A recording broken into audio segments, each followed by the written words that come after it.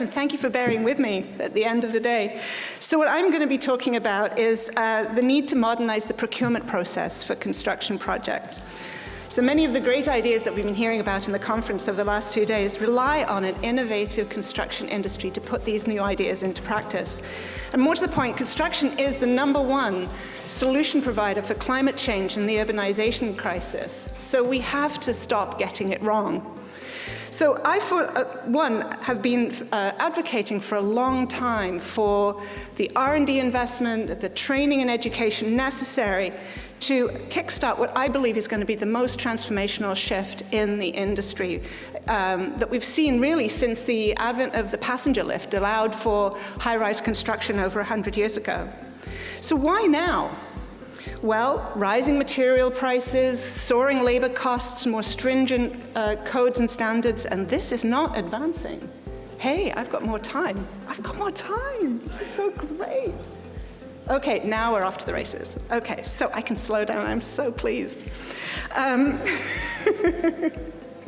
So this, so stringent material, building codes, we've got competition from elsewhere, and essentially BC and around the world, construction is primarily comprised of small businesses, and many of them are not as profitable as they would like to be, with, percentage margins in around the sort of 2% range.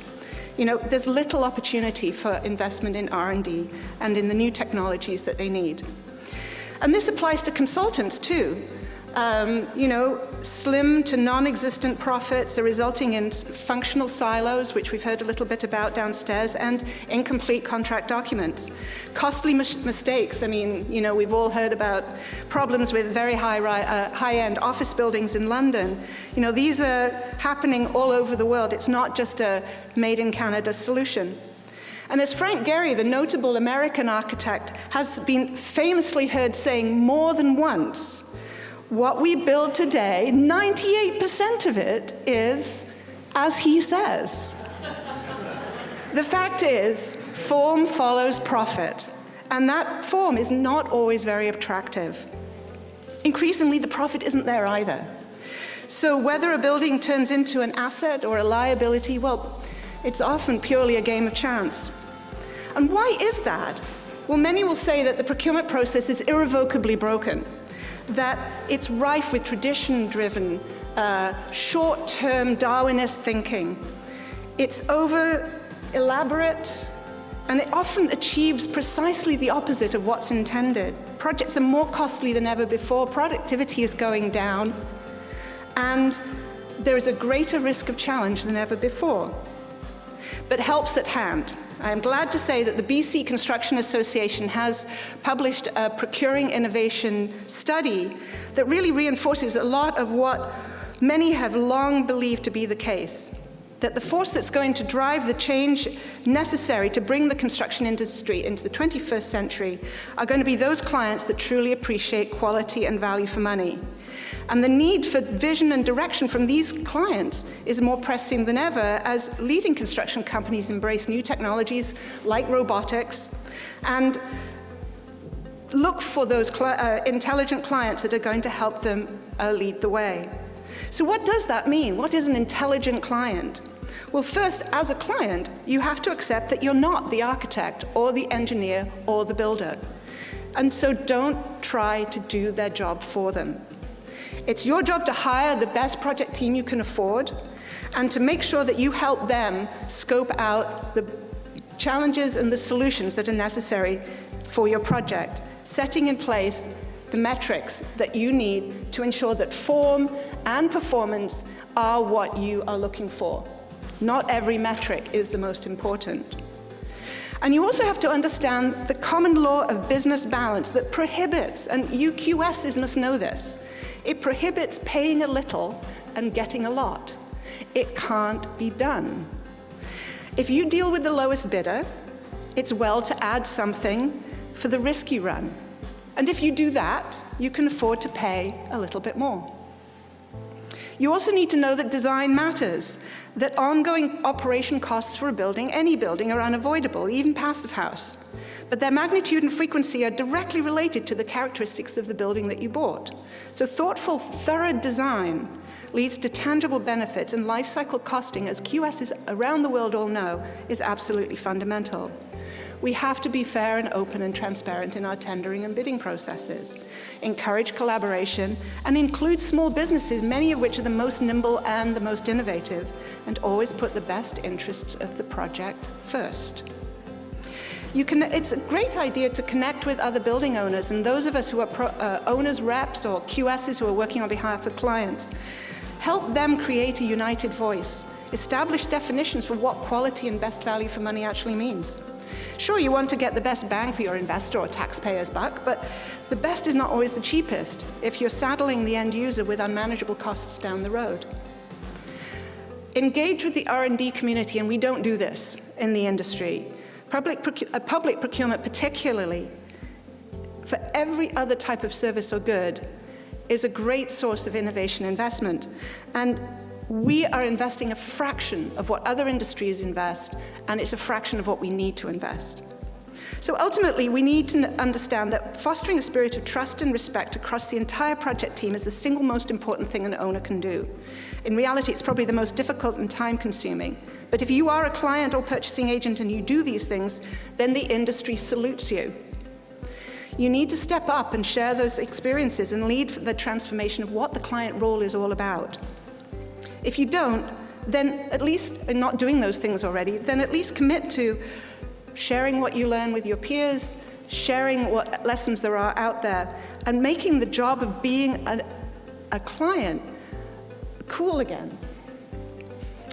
The way that we can attract the best best purchasing teams to the industry is to think back even to how, at one point, being a patron of architecture and patron of building was the best thing in the world. Think Peggy Guggenheim.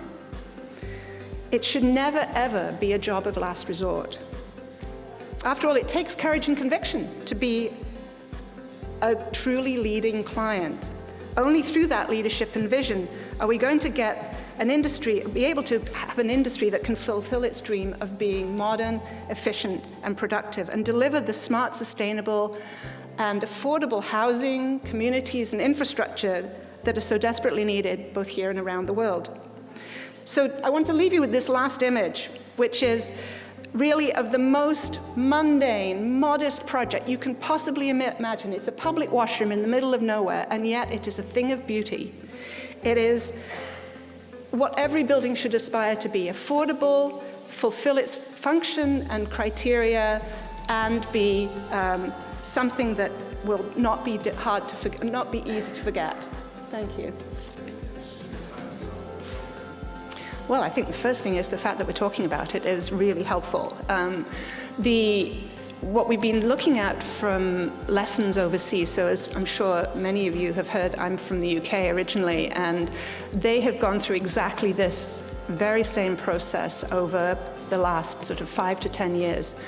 The one thing that I think we have yet to really tap into is establishing a full and cooperative partnership with government. That's where the investment is, and they are, from what I understand, all levels of government are looking at construction not just as a solution for climate change and housing and some of these pressing infrastructure requirements, but also as we are the #1 employer in the country. We are the job of the future. We are the consumer of R&D, good ideas, innovations, new technologies. We are a consumer of waste. We need to show up to government and tell them what we need to make that transition. We have not tapped into the many millions of dollars that are sitting there waiting for us to tell them what we're going to do with it.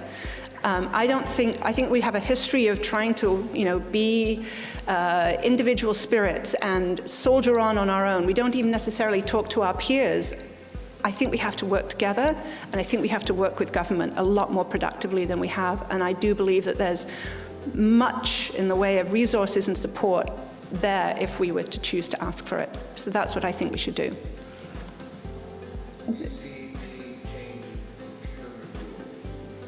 Yeah, already.